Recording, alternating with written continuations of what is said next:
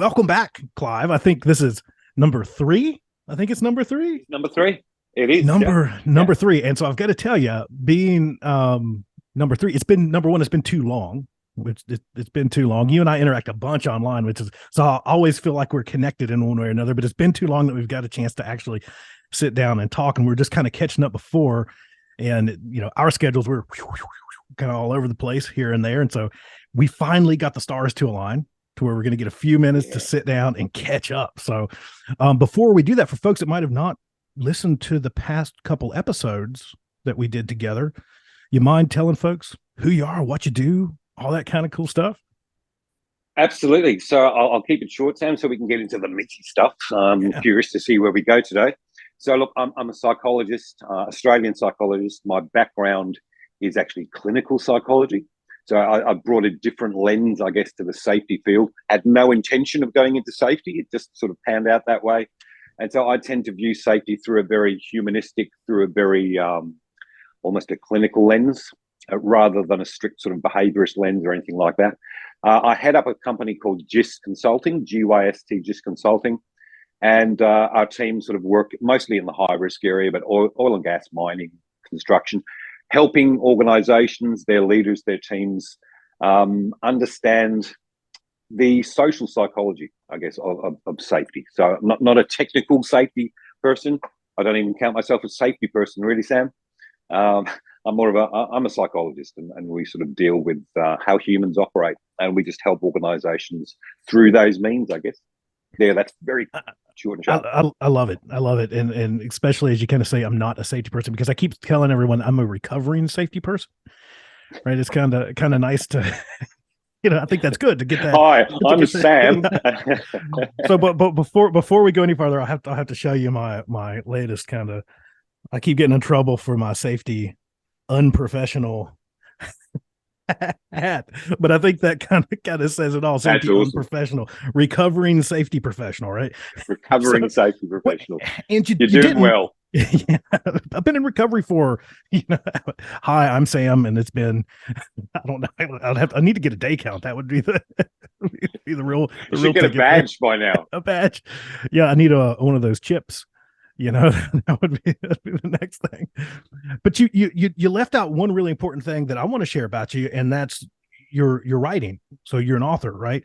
Next Generation Safety Leadership: From Compliance to Care has absolutely been on fire. Bestseller, right? All over Amazon, multiple different marketplaces, tons of feedback and reviews. And I know it's a book that I share with folks all the time. Same thing, right? That it's just an excellent read for, safety professionals or recovering safety professionals out there, obviously, but just leaders in general, folks in organizations trying to do nearly anything. It's a great read. How did you find yourself writing that book? There were a few reasons, Sam. And by the way, yes, it has done well, but increasingly I look on Amazon and it's coming number 2 to this bloody guy called Sam Goodman. And his 10 ideas to make safety stuff, which is great. Congratulations, Sam, on the success of that book. I recommend that everywhere I go. It's just a brilliant read. But how did I write it? Well, there were a few things. Number one, I end up doing a lot of conferences, safety conferences, and often the other speakers would get up there, and they talk, and at their last slide, they'd have where people could go buy their book and stuff like that. Mm-hmm. And so I often got delegates at the conference saying, "So Clive, where can I get your book?" And it's like, I don't have one. So that was one motivator. Plus, after 20 years of doing this, I felt like I had a fair bit to say. And so, we do workshops all over the world, but 16 people at a time. And I guess I wanted the opportunity to get the message out to a wider group of people. Yeah. I had a very clear message in mind of what I wanted to put there. I knew exactly who I wanted to write for.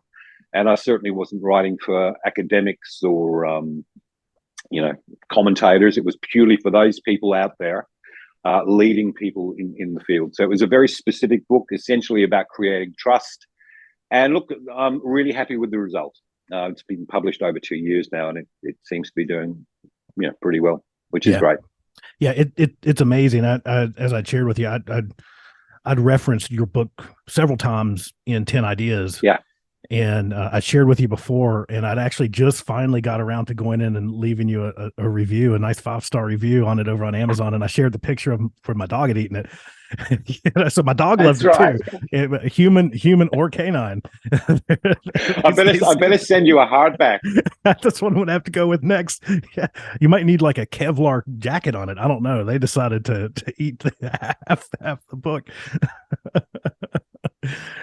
But yeah, that I'm with you. You know, for me, similar. You know, kind of finding my way to the 10 ideas was a very similar thing. Is that I kept hearing a lot of this feedback, and this isn't a jab. I think I love reading this stuff, and many of us do. There was so much kind of safety philosophical kind of stuff kind of floating around out there. A lot of a lot of really deep, meaningful conversations that were great, kind of happening in that sphere, but not a lot kind of down to that translation point, right? Of like, okay, how do I take Yeah. that and put that to use as a leader, as a safety practitioner, as a many I come across many organizations now that actually have internal hop practitioners and hop consultants, which is Yeah. really kind of interesting to see, really neat to see. How do we do that? I get it, I get it from that point of this all sounds great, but tell me what I Mm. need to actually do differently at an individual level as a leader or as a manager within this organization. And then at an organizational level, how do we get this started and keep it going? Yeah. And I guess Yeah. that kind of leads me into my first question for you. Something that I know that you and I both hit on quite a bit is this idea of operational curiosity, right? Kind of digging into normal work and seeking to Mm. understand from the perspective of those that actually GSD, the folks that actually get shit done out there within our work worlds. And Yeah. I don't know if you see this, but so often organizations that I interact with, kind of when they first start on this journey, that's one of the more obvious pieces is that they kind of lack this Yeah. operational curiosity, which to me is the Yeah. neatest part about what we get to do. Cause I'm just a nerd about learning from people. I just kind of who I am. It's just in my nature. Um, there seems to be in those organizations this idea more of extreme judgment rather than extreme Yeah. curiosity. And in these highly reliable organizations that are kind of down this path, seems to be the opposite of that, right? Where there's a lack of judgment and Yeah. an extreme sense of operational curiosity. So any thoughts on maybe Yeah. let's start with the lack on those organizations. Yeah. Any thoughts on maybe why they lack that or where that comes from? Yeah, look, I think there's a few reasons, Sam, and some are more to do with just how we are as human beings in terms of cognitive effort. It takes cognitive effort, it takes brain power and time to actually be that curious, to address questions, to ask them in the first place. And then that often leads to, which is a good thing, change or ideas for change. Yeah. But all that takes effort and time. And look, my New Year's resolution, Sam, are one of them, and they're bloody hopeless things, by the way. They never work. But I did say, 2023, Clive, I'm going to be kinder to people, right? I'm going to focus on the good stuff about people. And so let me just think, I've done it myself, right? I lead a company, and throughout my career, I've sort of been in leadership roles. And I know myself, Sam, when we're under the pump, when things are really busy, we're kind of all operating at stress levels. Frankly, the last thing I feel like I want is my people coming to me with questions or feedback. We need to change this for a little while there when it's all stressed out. I just want people to do their job, right? And just let's get, as you said, let's just get this shit done. Yeah. And all this other stuff about questions and curiosity seems at that moment to be more than I'm capable of. And look, I think Yeah. that's true. I think we're all busy people, and people just get caught up. Just do it. Just do your job. Just get on with it. Yeah. And this magical time will come later on when we can bring that curiosity back. You know what I mean? Yeah. So there's those reasons, and I'm forgiving of myself for that. I'm forgiving of others for that. But what I know is it is, of course, counterproductive. Because if we don't address the things through the curiosity of ourselves as leaders or the staff that we lead, we don't pick up on many things. We don't pick up on those pain points that you so delightfully discuss.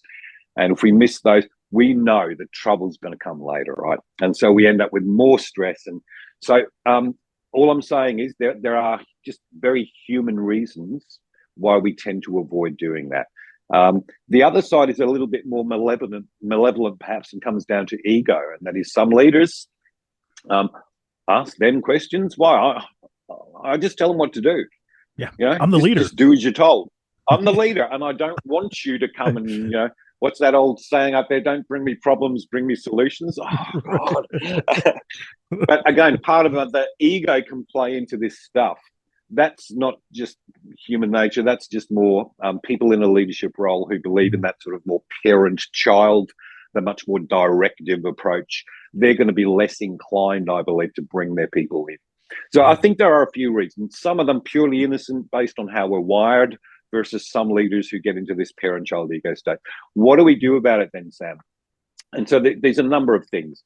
But I think we need to not make this a hit and miss thing, whereby we say, right, every few months or whatever it is, I'm just going to ask questions and find out how people are going.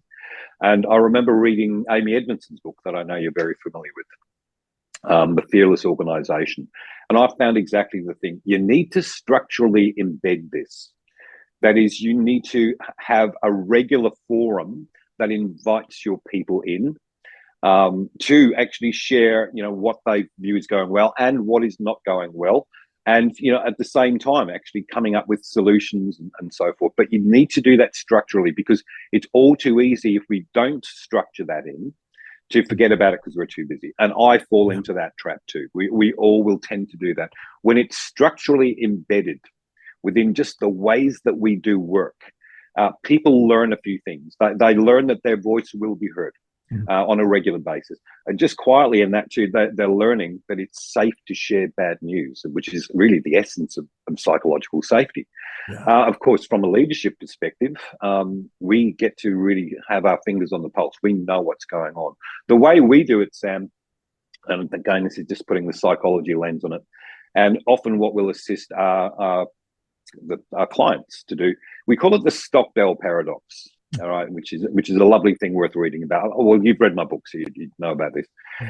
And that is, we invite people in to share what Stockdale, or what Collins actually described as the brutal facts. Right, now, not everybody will like that language; it's fairly intense, but we call it that. In other words, all right, let's get together. What do you see currently as the brutal facts? In other words, things that are not working the ways that we would like them to be, potentially serious stuff. And so again, we end up getting that documented. We just write it on a whiteboard or some flip chart paper. And this, by the way, is a really important part of it, because if you decide to be big and brave as a leader and invite your people in to do this, and you get silence, you've asked the question, so everyone, what are the brutal facts? And there's nothing, there's tumbleweeds blowing.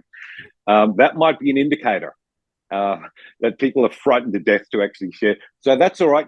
Again, you just need to sort of let them know this is purely benevolent in nature. This is because we want to get better and improve. They're just things we need to know.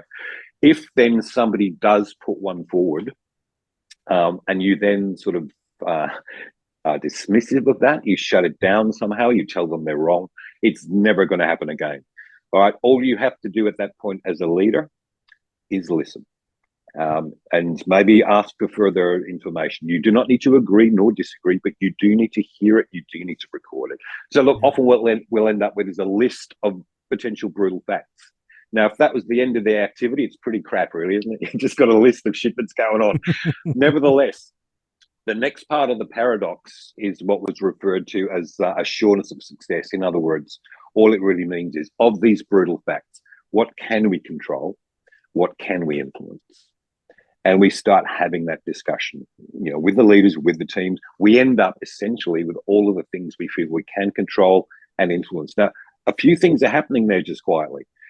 People are understanding their part in the solution, so that we're sharing responsibility here, and we move from a position, because often in organizations these brutal facts are running around in people's heads, but we're not hearing about them. Right. And that it lowers morale. People leave. They might discuss it in quiet groups over there, but we aren't hearing about them. And as I say, you can't fix a secret. All right, we need to know that stuff. If we know what they are, and then we systematically work through what we can control, what we can influence, that leads to an action plan. Now, at least we know about the stuff, and we've got some plans at least for dealing with the things we can control and or influence. So we schedule that in. Yeah. That needs to be embedded, regularly embedded in the way that we do not work, not hit and miss, not we'll do it in 6 months, but our workforce need to know that the next one of these is coming up in a month or whatever it is. So that those are some of the leading ways that we, and again, the benefits go way past just solving problems there. It's cultural. People are learning that their voices are important. They're learning that they have a say. It is safe to share bad news. So it has all manner of cultural benefits as well as the initial problem solving. So that's just one quick point. I love that. I love that. And, I really appreciate your kind of bits there on embedding it into kind of just the way we do stuff, because I think you can break that apart a little bit into kind of that ongoing piece as a leader in the informal sense of kind of, because we're having those interactions every single day, right? A lot of organizations build these big frameworks of observations and stuff, assuming that leaders just don't talk to anyone that works for them. I'm guessing, right? So they have to force it through some type of card that they have to go out and talk to people. That's a whole nother side rant. Which we might get. I might come back to that. We might get to that. Yeah, I was doing a learning team with a group of leaders.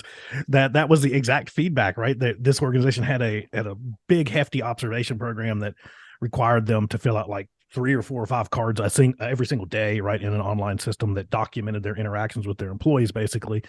And that was their quote back was, "What the hell do you think we just like? You think we don't talk to each other? Like we hate each other? Like that's just how." Like, point taken. Very valid point. I like that. But absolutely, I think you kind of have that informal piece that's kind of happening on the fly, right? And with some leaders, that's probably easier than maybe with others for various reasons. But you're kind of asking those questions and learning from them as you go. But having that formal kind of built-in piece, I think, is important. I know we see that quite a bit around. I spend a lot of time in power generation, outage work, post outage work. You see a lot of this kind of built-in stuff that they recognize that during the fog of battle, when things are super crazy, work's happening on every single inch of this facility, you miss stuff. And it's hard to capture that stuff unless you formalize and sit down and have an actual conversation about that stuff. If it doesn't go on the calendar, it doesn't happen, kind of thing, right? And I've seen that work, successfully in a lot of different places. Now, the language they use around them around post-job critique and this kind of, it might be a little interesting. It can get a little interesting, but having the right starting position for that informal approach or that formal approach, informal approach would be, to me, kind of that key thing, that mindset that a leader takes into that or an organization takes into that, of starting from a place of curiosity, of starting from a place of trust, really wanting to not go out and seek to tell people what to do, but kind of back to the ideas of safety differently, of kind of going out and asking them what they need and trying to learn as much about their task as you possibly can through their lens, understanding that you don't have that reality because you literally do not walk in their work boots, that type of thing. That's really, that's a great takeaway, I think, for folks out there listening, of thinking about that. How do I embed this into my organization so it consistently happens with frequency? It's a deliberate act that we do. So, kind of shifting gears here a little bit, that I've got to kind of poke the bear a little bit, right? Because no way, not me, right? Not me. I would never rattle cages and poke bears with dull sticks, right? That's not nothing I would do. But you and I both have been extremely critical of BBS, behavior-based safety. I'm extremely critical of it because I grew up in it, right? I grew up in behavior-based safety as it became like the hot thing for the safety profession. And I know I have a lot of opinions on what it does at the pointy end of how most organizations roll that out. And I know you do too. I thought I was critical of it until I met you, Clive. And then I realized that I'm like, wait, but I want to take this, because folks out there know our opinions on that. If folks are listening to my podcast, they're usually not, running in the BBS crowd a lot of times. I've won some over in time, and I've had several BBS folks on the podcast. And what's really interesting to me about that is a lot of those folks, at least at kind of really at the academic level, there's a lot more similar beliefs, I think, than what many would think. But as it Yeah. comes down to, okay, how do we make this function in the real world? It seems to skew right in a direction that's not very kind to our workforces in a lot of ways, not very humanistic, right? As we were kind of talking about. Yeah. So as I said, I think everyone kind of knows where we stand. But let me ask you a question, maybe a little different. Is to begin, what are some of the ugliest elements of BBS that really stand out to you? Maybe like the onesie twosies, if you had to pick like one or two. Yeah. But then on the other side of that, this is where it gets wacky. What's some stuff that Clive Lloyd might appreciate from BBS? If you've got a list there, what do you think? What's the roughest of the rough and the best of the best All out of right. that school of thought? So quite naturally, question one is probably going to be easier for me. And what's going to be challenging is this podcast is not infinite in terms of time, so I'm going to have to be mindful of that. Question two, slightly more challenging, but I think I've got something for you. Let me just say this, Sam, about BBS in general. And as you know, I kind of got into trouble again on LinkedIn yesterday because I did respond very quickly to a post about BBS, and incorrectly, because I made that terrible error of reading the headline of an article rather than the article itself. But let me say this on a positive note, Sam. I think things are changing. One of the strongest advocates, what I would describe as a radical behaviorist, an author that we both know and many would, one of the biggest advocates of BBS, his most recent article that I read, and this is the one I got in trouble for because I was critical before I even read the damn thing. When I actually read the article, there is evidence of movement. There is evidence of change. So I think we're making headway here. But let me just say this generally, as a psychologist, I do distinguish between BBS and behaviorism. Now, behaviorism or radical behaviorism is a school of psychology. It's an old one, back to the 1930s. And that school of thought, and this is why I had no time for it during my training or ever since, is the founder of radical behaviorism, Skinner. Not the principal in The Simpsons. This is another Skinner. He said quite literally, and he was very open about it, I'm not remotely interested in things like emotions or thinking. Not remotely interested. I am purely interested in observable behaviors and manipulating those essentially through conditioning, through punishment, through reward. So that lost me straight away. Right. Yeah. And if you're actually saying thoughts and feelings don't matter, you've lost me. I'm sorry. Yeah. So that's my main criticism is not about BBS per se. It's about behaviorism. Now, unfortunately, the link is much of BBS is informed by radical behaviorism. And that is my issue. And when I'm being critical, Sam, maybe often leaders will come to me and say, yeah, but we don't do it like that. Right? We do other things. We look at context because, as you know, Sam, context drives behavior, right? We look at how people were thinking and stuff. Great. That's a shift. That is not behavior-based safety. That is not behaviorism. And that's the distinction I want to make, all right? So my issue is not necessarily with BBS. It is about the behaviorism associated with it. People are thinking, feeling beings. And if you don't look at the very things that drive behavior, you're on a loser. Now, sorry about that little preamble. But as I said, I'm 2023, I'm trying to think nicer about people, even BBS advocates. All right, so this shift. Now, what are the worst bits? Oh, God, where do I start, Sam? All right, let me go with, the traditional safety observation, right, which is one of the hallmarks of BBS, watching people doing what they're doing and then correcting and all that stuff. Now, what we call here in Australia often safety walks. I'm not, there's different terminology used in different places. Same, but this is often how it goes, Sam. Yeah.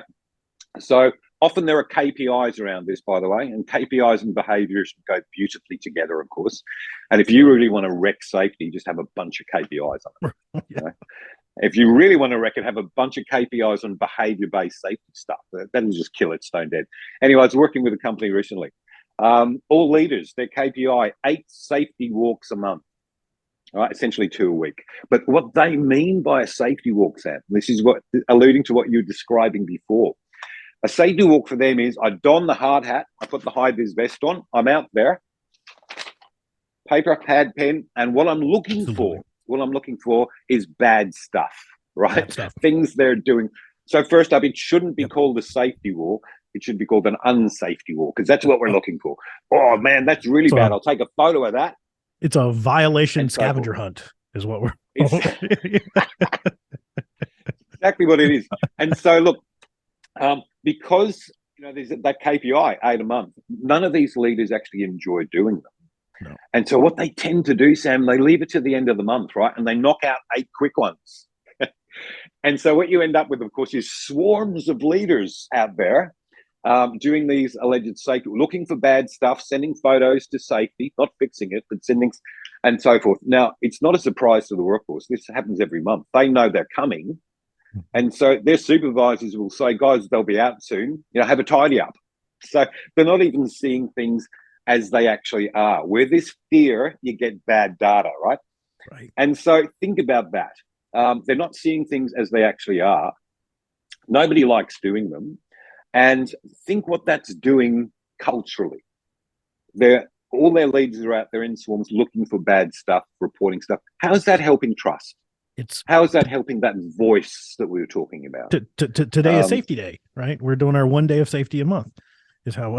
Yeah. I thought totally. But before you jump on, I've got a quick thread to kind of tug on there. So I noticed there's a bunch with observations, and I'm not so convinced that I've seen many organizations kind of, as they mature on this path of kind of doing safety differently, or HOP, or whatever we want to call it, they start to move away from that model and move towards, many of them are calling them work insights, of just trying to gain insight into normal work. And so much of what I think is the power in that is this idea of what we would typically think of as observations within an organization, back to your point on kind of this parent-child relationships, is exactly that, right? Yeah. As we were talking about, it's built on the idea of a parent-child relationship. It's going out because I'm a leader, I'm smart, workers are dumb, I'm going to go find out how dumb they're being today, and I'm going to fix them. Right. And it never works out well in any sense of the word. It doesn't. And then, like you said, on the output side of that, we're taking this and we're trying to trend it into some magical crystal ball that's going to tell us where people are going to get harmed. And it's just wacky. Absolutely. It's just a whole wacky process. But I guess where I was going with that is I'm with you on it being so far on being a very ugly element, for just that reason alone, of just the type of dynamic that it creates between a leader and those out there getting work done. Is it puts me in a position as a leader to go out and seek where people are being, air quotes here, bad people, and I'm going to go fix those bad Absolutely people. And don't get me wrong, Sam, I'm all for that old visible felt leadership. Absolutely. I'm for that. The trouble is, though, there's a dangerous side to that. Visible felt leadership. Well, it depends what leaders are visible doing. There's the visible bit. And it's that felt bit. What are people actually feeling? Yeah. And if leaders are out there with the pen and pad looking for bad stuff, they're visible, but they're visible being policemen or police people. Yeah. What's being felt is fear. So that is not it's visible felt leadership, but it's not of the nature that we want. And I often say to leaders, look, just get rid of the safety thing here. And I find, Sam, more and more, I'm talking less and less about safety. Yeah. Don't call it a safety walk. Just go for a bloody walk. Yeah. Just go for a walk. And as you are out walking, you can, again, ask those questions, humble inquiry. So, God, what is it you need from us to do your job well? Tell me about that new procedure. Where is it working well? Where have you had to make adaptations just to get the job done, and so forth? Now, that's visible felt leadership. That will do some good. And again, it's not always, I mentioned before, the Stockdale paradox, bringing people in a structured way, but you can go out to them in those ways. But please don't go out with this stuff. Now, I'm rambling a bit here, but let me just say, while we're on the negative aspects of BBS, is fundamentally, whose behavior are we talking about? We're not talking about the board's behavior. We're not talking about the senior leadership team's behavior. We are talking, let's face it, about the workforce, particularly the contractors' behavior. Yeah, of course. And so you cannot hold that position for long without that manifesting into blame. What we're really saying is, why do we have incidents? Because of them. And that's blame-based safety. BBS, blame-based safety. So there's, if you like, there's some of the ugly parts. All right, what's, if I'm going to dig deep here and find something that, what did you say, admire? Admire? Yeah. Geez, Sam. Let's Geez, just, Sam. or if that's too much of a reach for us, we can go with sucks the least. Hey, good name for a book. Sucks the No, least. let me just say this again in my New Year's resolution to try and be kinder. Um, Look, even things like personal risk assessments, things like take fives, right, that all our people would be familiar with, well intended, well intended. And please understand, I'm not averse to checklists. Mate, you and I fly a lot, right? And every time I get on that plane, I look to the left and I see the pilot, co-pilot, maybe the engineer. They're going through their checklist, and it's the same checklist every flight. I'm I'm okay with that. Yeah, I actually want them to do that, and I want them to do a good absolutely. job of that. Yeah. Yeah, the difference being they're not just mindlessly working their way through that. They're actually, and you see them if you're on as many planes as we are, you see them talking. It's a You see them useful actually tool. going through doing things. Useful tool, very important Yeah. tool. So again, when take fives were introduced, those personal risk assessments were introduced, great intent. And to some degree, they can be quite useful. In other words, they're questions just to switch that conscious brain on about the jobs we're about to do. Mm. But the behaviorist implementation of that, the introductions of KPIs around that, are Right. then used, weaponized effectively. Often, if there's a near miss or an actual incident, what's the first question that person's going to get? Did you do your take five? Did you And check that so box? you bring fear into it. Did you tick that box? And so what people learn to do, right? Because people are smarter. See, behaviorism was designed on pigeons and rats. People are smarter than that, the vast majority anyway. And so, look, what people learn to do very quickly is they get to work, they'll go in the lunchroom or their what we call a crib room. They'll fill in a bunch of take fives so they've got one ready should something happen. That is safety clutter. That Right. is not helping with safety. Now, where I've seen these tools work a bit more effectively is where leaders have gone to their own teams and they've said, look, here's a generic start a shift tool, personal risk assessment. Yeah. It's generic. That may not fit for you, number one. It may not be totally relevant to the work that you do. Guys, take it away. Make any adaptations you think necessary that will make it a useful tool for your work. Yeah. And often then they bring it back. Some have completely rewritten it. Others have got very minor tweaks. Nevertheless, think about now, who has ownership of that tool? Well, the crews do. If they have ownership of it, they're much more likely to use it as intended. But for me, those cards anyway have limited value, and there's some good research to that effect. It is those discussions that make the difference. It is those authentic discussions between team members and those questions that we ask them and they ask themselves. So, but again, if you ask me for something that's that I admire the fact that we recognize that by asking questions we can steer conscious attention and to get people's brains on. It's again all about the implementation, which tends to come back to that parent-child metrics stuff. So I did my very best on that, Sam. Well, now, I really appreciate your conversation as you kind of go down this path, which brings us up to a little bit of a rabbit hole that we can dive down a little bit. For time's sake, I won't ramble on too much because you know how I get, Clive. If you get me and you together without some parameters set around it, we might be here for 24 hours straight. Yeah, and then we get hate mail. 24-hour pie. We should just do a live streaming marathon session, I think, at some point, and we'll just see how long we can go. Lots of Red Bulls, lots of coffee, and we'll give it a shot. But I really appreciate your point around kind of preach. I've been spending a lot of time with organizations here stateside digging into that in particular, right? Doing a bunch of learning teams and listening sessions with organizations around exactly that piece of it. And I touch on it a little bit in 10 Ideas, one of those examples, but it's such this idea where there's such a disconnect. There's such a disconnect, I think, between the creators of those processes, the gatekeepers of those processes, right? Those folks that really kind of hang on to that bureaucratic piece of it. And then the folks that are actually supposed to be using the tool, or the tool, in my opinion, the folks that should be getting a tool that's beneficial for them, that actually helps them in accomplishing something, right?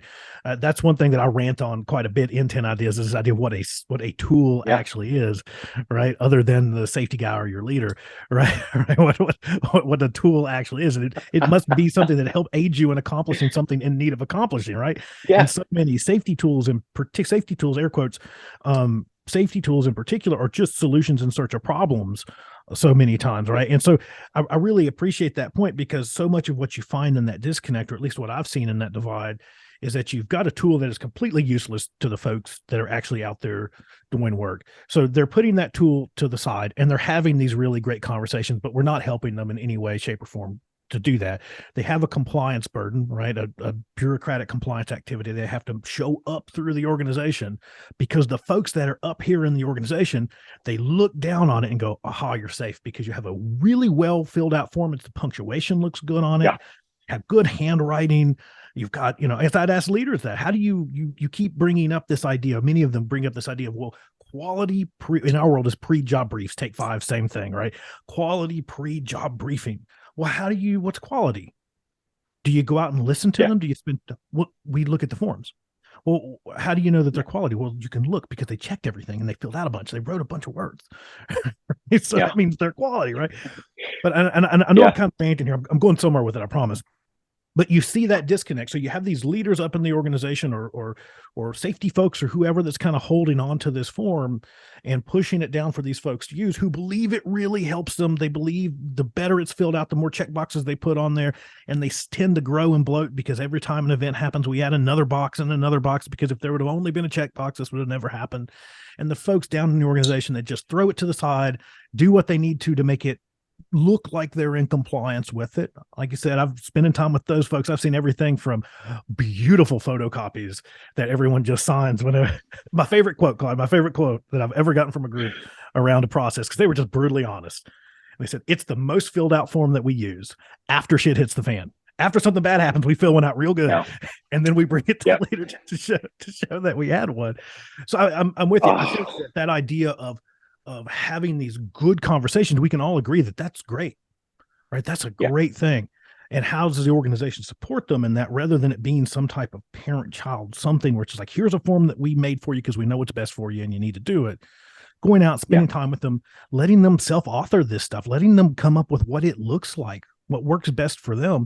Most of these groups I've spent time with, they find themselves into what us in the HOP community would call start when safe, usually. This kind of, what's the shit that kills you? What controls do we have in place, and are they enough? That's usually, that's the conversation they're having anyways, is how do I not die at work? That's my main concern. And what I'm working on, what's most important to this job that has to go right, and how do we put all the stuff in place to make sure that it goes right? What kills me, and what's the stuff that really matters, and how do we work on that? And I think that's a powerful thing to put that in the hands of the folks that actually have to use the tool, to create the tool, because so often we find ourselves in organizations trying to manage those processes through force. And I'm a firm believer that if you have to force someone to use a tool being something that's supposed to be useful to them, it's not freaking useful. Because if it's useful to me, that's right. It's like a hammer. If I need to drive a nail, I'm going to go get a hammer. Right? Yeah. And look, the team would have come up with that themselves anyway, right? That one of the chapters in my book was, your team has the answers. Do you have the questions? And leaders simply don't tap into that enough, right? If you want to know what to do, or check in with the team, they will let you know. Just briefly, sorry, Sam, you know me, I'm always going to have you just pulled a thread there for me too. We're talking about, getting out in the field, having those conversations, bringing our people in to identify brutal facts. I do often get from leaders, Clive, I'm busy, time, right? And so leaders are often amazed these days when I go through with them how they spend their time and how unproductive it is with what's become known, I guess, as safety clutter, right? Yes. So we'll talk about those safety walks. Essentially, they don't do any good. In the current format, they become safety clutter. They're a waste of your time. They do. In fact, they cause harm because they create cynicism and mistrust. Things like at the beginning of every meeting, doing a safety moment. It's compulsory. All right, you have to start off with a safety moment. And when they're compulsory, over time, they become lame. People come up with little kitchen stories and little driving stories. Nobody likes them. No, And so leaders become amazed when we go through that clutter, how much of what they do achieves nothing for safety. In fact, it's often inversely related to safety.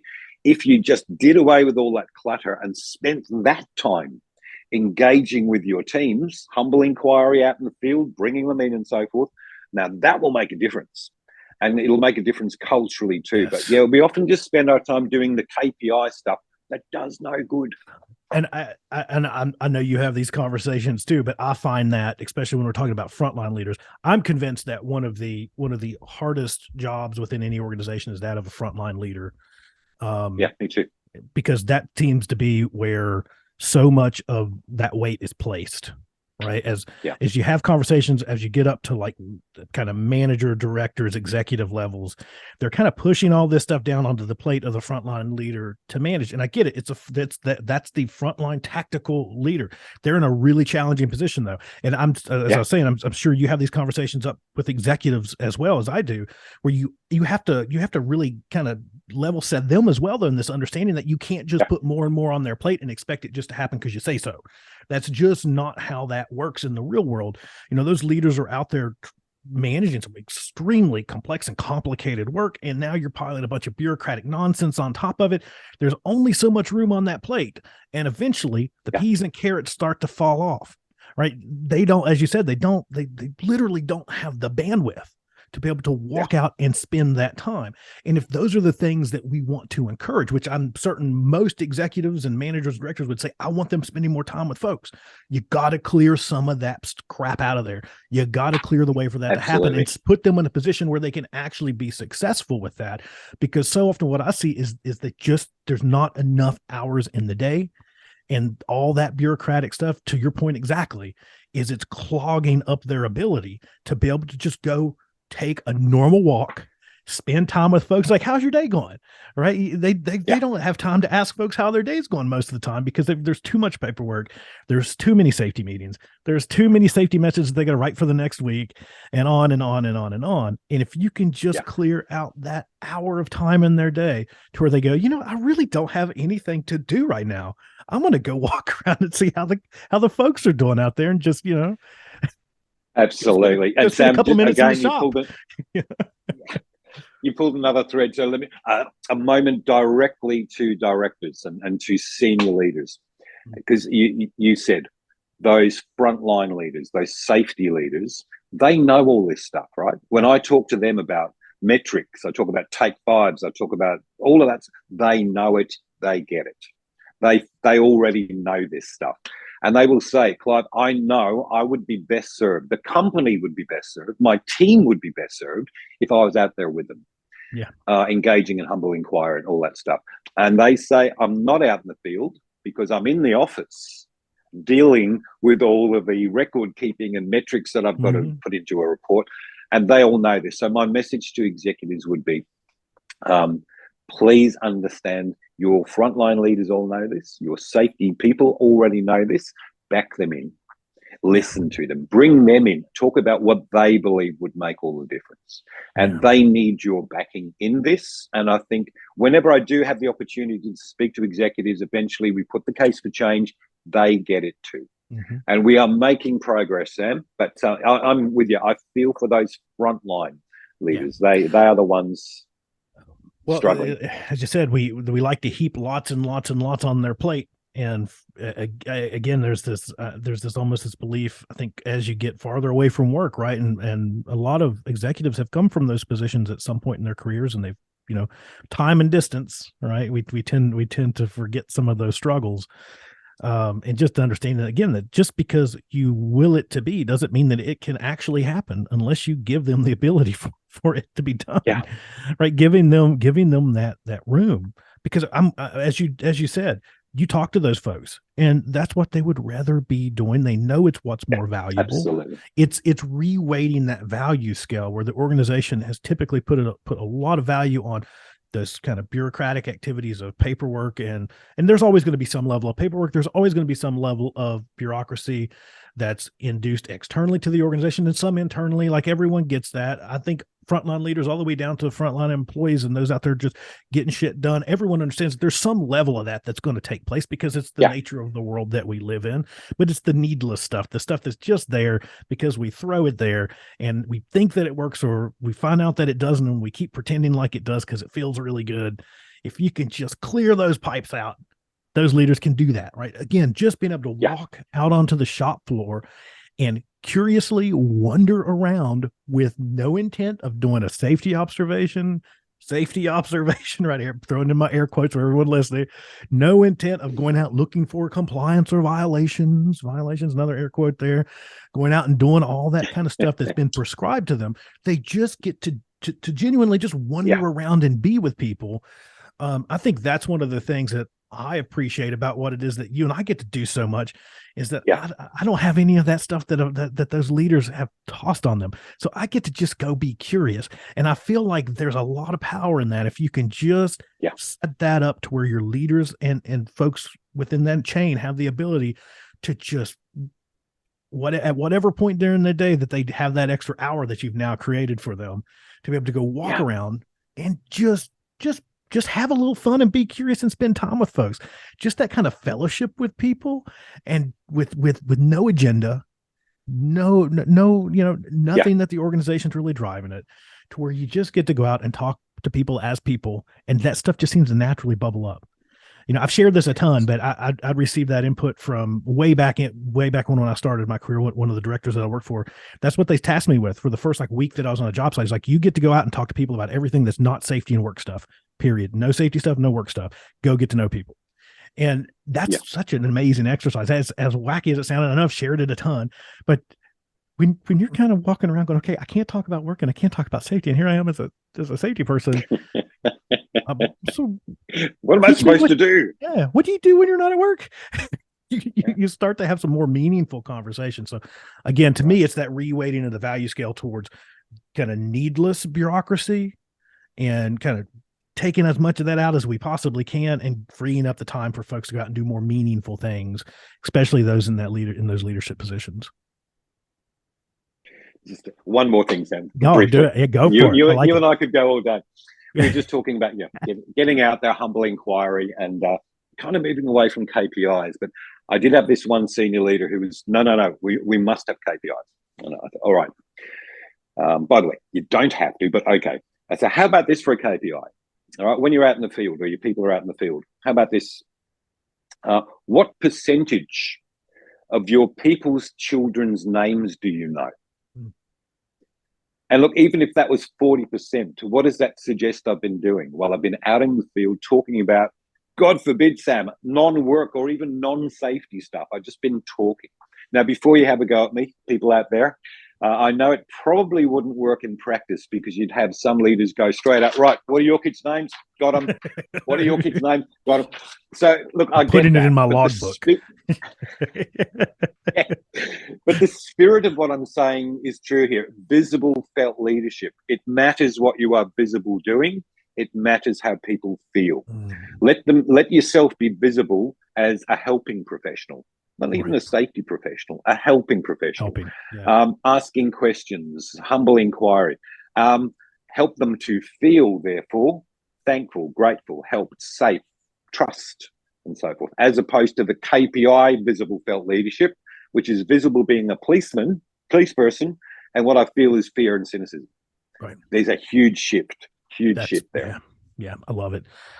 So we've spent a bunch of time and kind of what I would classify as talking about operational curiosity. We kind of started with that, and everything that we're kind of talking about is going back to that sense of just curiosity. And it's to me, that's one of the things when people ask me, I get a ton of questions, and you probably do too, especially from newer safety professionals in particular, and kind of newer folks kind of finding their way into safety or human and organizational performance, or kind of in that vein. of what's the thing, like what's the thing, and a lot of times they send me like what's the certifications that I should take, or what's the, and they always get kind I of get that. sometimes they get a little cross when I send this response back to them when they're asking about what certification they should take, and I kind of say don't worry about the certification as much as you worry about being genuinely curious, right? If there's one trait that I could wave a magic wand and instill in safety professionals and leaders and all of those folks, as you kind of said, that helping profession Yeah, would be that piece that we've been talking about at the root of just about our entire conversation, is around this idea of operational curiosity that leads to operational intelligence or learning. And to kind of tie back into so much of what you speak about so eloquently is this idea of that's not possible without this piece of trust or yeah, environments in which people have the ability to be honest, right? Is you that kind of raw and real information that's so vital. So what are some things that we talk about trust a bunch? Before I say that, we talk about trust a bunch, mm, and especially in our work worlds now, psychological safety is becoming more and more prevalent, which I think, back to your point on things are shifting, I think, in the right direction. Some organizations find themselves, it's like the hot new thing though, and mm. sometimes it's a lot of talk, not a lot of action or sustainability around those pieces. So, what are some things that a leader can do? Like, if you're talking to me as frontline leader or manager or whoever in the organization, what are some things, a thing or a couple things that I can do to maybe help grow or sustain Yeah, that trust? And what are some things that maybe the organization can do overall? I yeah, think we touched on a little bit of that about maybe formalizing some of these kind of these input sessions, or whatever listening sessions, however we want to call that. There's 1,000 different words for the same thing, right? And yeah, even into the point of sustainability, how do we yeah, keep that going? And I think we did touch on that a little bit around this idea of building some of it into your processes and practices to make sure that it yeah. consistently happens. But so leaders, from the leader's perspective, what are some things from the organization's perspective, and then maybe anything else you would want to add in around the sustainability bits? Yeah, and sustainability is a big one. So I'll come back to that. Yeah. Look, in the book, I describe three core components that leaders need to demonstrate consistently to build trust. And for those of you not read it, integrity, which is, most people would get that. The other one is competence. It's not all about people skills. We need to demonstrate that we're good at what we're supposed to be good at, right? Yeah. The third one, again, is called benevolence, which just really means demonstrated care. Now, you've got to be able to demonstrate those three at all time. Now, most people would understand integrity, doing what I said I would do, aligned with our company values, or at least my own values. If I say this, then that's what I will do. Unless there's good reasons otherwise, then I will also come back and let you know why. Competence, or really ability. In other words, we need to be good at what we're supposed to be good at. Very difficult to build and maintain trust if people see that you're just not bloody good at your job, right? Right. The third factor there, that benevolence, or what we call care, demonstrated care, that's the one that we focus on the most. Integrity is really sort of down to personality and choices around that. That's a values-based behavior. Competence, well, we can train people. We can give people what they need to be able to do their job. It's that care factor. Now, why do we single that one out? Because all three components are important. And what we know from the research is that benevolence, or that care factor, is the most powerful in terms of overcoming mistrust. And think about it. How could you even hope to overcome those pockets of mistrust if your people simply don't believe you care about them? Mm. And so that's a large part of what we do. Now, the interesting thing here is I'll often ask this question in workshops, Sam, of the leaders. Question number one, I ask, put your hand up if you believe that leaders in this organization actually do care about their teams. And usually all hands will go up, or the vast majority will go up. And I'm going with that. I believe them. Second question, put your hand up if you believe leaders in this organization are good at demonstrating care to their people. And you know what? Hardly any hands go up. Mm. And that's the disconnect. And think about it. When I do the same exercise at the crew level, which I do, I ask them question one: do you believe leaders really get? Not many hands go up. Now think about it. How would they know if we are not demonstrating that care? Yeah. How would Yeah. the crews know that we do care? So unfortunately, it's not enough just to care. no leaders want their people to be injured. Of course they don't. It's not that they don't care, but if they're not demonstrating it, how would they know? So we do talk a lot about what does it mean to demonstrate care, because I'm not talking about running around hugging everyone or anything like that. You get arrested for that. It's more along the lines of some of the things we've been talking about. When I ask the crews, how do you know that your leader does care about you, or what's a way that they do demonstrate care? And they'll give me a bunch of stuff, but the most consistent one I get back, Sam, is quite simply, they listen. They listen to us. That also does infer, of course, that they've been out there, engaging with us, humble inquiry, doing all the stuff we mentioned before, but demonstrating care. As I mentioned in my book too, trust arrives on foot but leaves on horseback. So you can undo this stuff very quickly. So these are consistent behaviors. But I just mentioned that one, the demonstration of care. And I asked then leaders, well, what are examples of demonstrating care? How can we get better at actually doing that? So that's one big area. From an organizational point of view, I've found transparency is key, particularly in through that whole COVID era, when times are tough, when layoffs are imminent and so forth.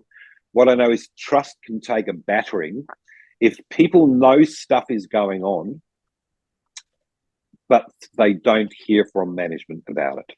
And I'll always say this, in the absence of information, people simply make shit up, right? Yep. They all just, and invariably, the stuff they make up is probably worse than what's going on, but you will lose a lot of skin in the game there. You lose a lot of trust. Be as transparent as you can be at all times, both individually as a leader, but also as an organization collectively. Also, if you're going to be one of these organizations that has a set of values, and it's almost all organizations right now, and you can usually to go to their website, usually top left or top right of their webpage, their homepage. I often, Sam, wish that organizations wouldn't bother with organizational value. I only say that because invariably they choose a set of values that are virtually impossible to live up to. Yeah. And what I know is then, rather than helping them, that becomes a bit of a bane, because as soon as they deviate from those values, that's evidence to the workforce that they don't do what they said they would do. That integrity piece comes down, that trust comes down. So transparency, and if you're going to have a set of values, choose values that you can live up to. I said to a senior exec the other day after listening to them talk, they wanted to redo their values, and then I listened to their meeting and I said, it sounds like then one of your values, in fact I'd suggest your primary value, would be shareholder profit. We can't have that as a value. And I said, well, frankly, based on the discussion we've just had, that seems like that's your major driver. Now, look, at least if we put that as a value, people know what they're signing up for, right? Whereas if we just have integrity and safety as our values, but it's really not, it might look good on the website, but your people are going to get, missed. So in short, Sam, transparency, integrity are key. Yeah. As soon as that mismatch is observed, right, it all goes downhill from there. Yeah. I really appreciate your point Absolutely. on the kind of make shit up piece, because we see that a ton. I know we see a lot of the similar stuff out there, and we've always kind of referred to it as kind of this industrial lore that occurs kind of within our work roles, where when there's silence or just enough kind of vague information that's passed down through management, people kind of take that and add to, and as we do with any form of lore, we kind of embellish and make bigger. We make the monster a little scarier a lot of times, and then we pass it on in that game of telephone, and then the next person gets it and the monster gets a little bit bigger and scarier, and then we kind of keep passing that on until it eventually gets to the point to where, you or I come in and hear the story and we're like, what the hell is going on? And we start to have and once you pull apart the layers that have been added to the story, you find out that the monster wasn't quite the monster that it was made out to be, but that's the belief in the organization now. Remaining silent about those critical things does you no service at all as an organization. Your point Yeah. is exactly spot on. That silence only makes things worse. If stuff is, I was at a location not that long ago where an employee had been let go from the organization for a very valid reason why you would no longer employ an individual. And what I kind of found is you kind of go through this organization, there's all these massive stories about what has kind of happened because the organization chose to remain completely silent about this entire event, right? And this is a small, tight-knit location for a very large organization, right? They're like family, right? I get it. We're more of a community than family, but they felt that kind of piece. They referred to themselves as a family. They all knew each other inside and outside of work. Very small location. And so word travels fast. When you don't have to get out there and spill the dirty laundry, you just need to say something meaningful, right? You just need to not go with silence. Because to your exact point, where that vacuum exists, it sucks in all kinds of bullshit. Oh, yeah. Right. Absolutely right. In the absence of data, people make shit up. They make shit up. Yeah. So we've been going for a minute. So I've been that's one of my New Year's resolutions, Clive, is I've been really working to try to be more mindful of people's time with the podcast, because these are great conversations. They're super duper fun. And I really, most of the folks that tune in appreciate the long format, but we've been going for over an hour now, which is kind of awesome because it seems like it was just like boom, kind of just over. I hope you didn't have a meeting. It's good. No, it's 7:30 Saturday morning. I'm good. I'm coasting into a Friday afternoon. This is a great way to make that happen, to get to catch up with you and get to have such an amazing conversation that I've got to tell you, it's just chock full of a bunch of great stuff for folks out there that they can take and work on right now at any level in their organization, and whatever amount of responsibility they have in their organization. I'm going to ask you the final infamous question, the one that I don't know where it came from, but it just kind of started happening. And it never hit me until someone's like, "Oh, I sound like I'm about to be executed." But any final words, any last words, Clive? And what I've always meant by that is anything for whoever out there that you want to aim that towards, safety folks, leaders, executives, directors, whoever, anything that you would want to leave them with, or any final pro tips or words of wisdom that you would want to share with them before we wrap things up today. Yeah, all right. Well, how about this? Because I mentioned my New Year's resolution, Sam. It's aligned to that, and that is what I'm trying to get better at myself is always look for the positive intent. It's all too easy when you see some errant behavior. Somebody just took a shortcut, for example. All too easy to leap to that blame, as we tend to do. But if we concentrate on the positive intent, and I reckon just about any behavior out there that we see, if you look hard enough, you can find a positive intent behind that. Now, you don't have to excuse that or anything, but if you look, again, the guy who just took a shortcut, what was the positive intent? Well, it might just be trying to get the job done quickly for the company and so forth. We can help them to reach that goal, maybe in ways that are better. But if you, instead of leaping to blame, always pause and search for the positive intent. And Sam, as we alluded to before, I'm trying to do that, especially with some of the safety challenges around BBS and metrics. I'm looking for the positive intent, and then maybe we can actually arrive at the same intent in different ways. So that's what I'll leave you with. Look for the positive intent.